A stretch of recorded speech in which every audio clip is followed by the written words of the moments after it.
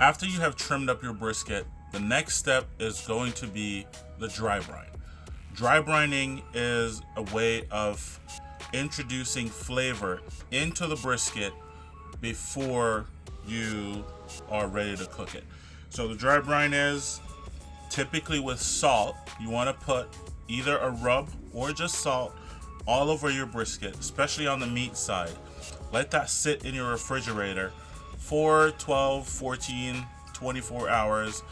What that salt is going to do, it's going to pull some moisture out of the meat, and then magically it's going to pull that moisture back into the meat, but it's going to bring the salt. So when you take a bite of my briskets, you are always going to get good, deep salt flavor through and through.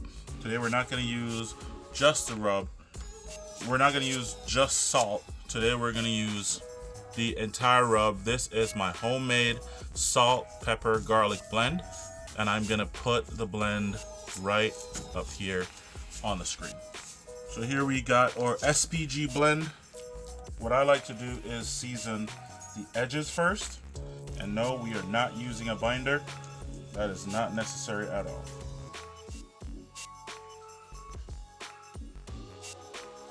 Now if you wanted to just dry brine with salt, I would suggest using anything kosher salt or better.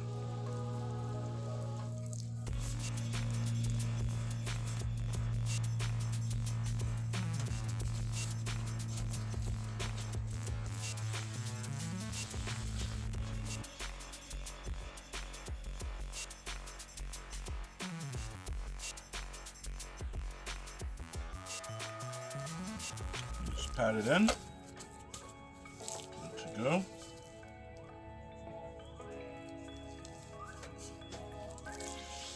Now that we got the edges covered, this is when I go in and season the fat side. You want to get your coverage as even as possible. So hold your rub bottle up a little bit higher.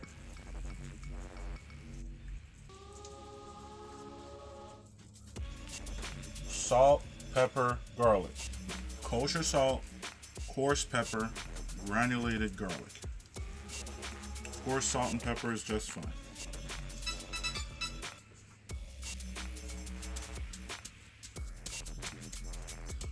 Alright, and I like to pat it in.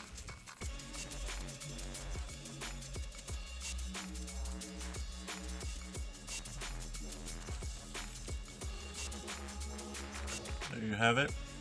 Just that beautiful salt, pepper, and garlic.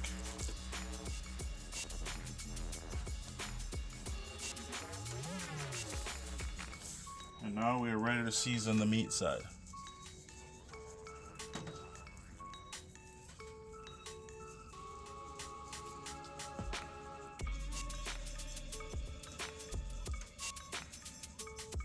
Now remember, this is a very thick piece of meat, so you want to go heavy.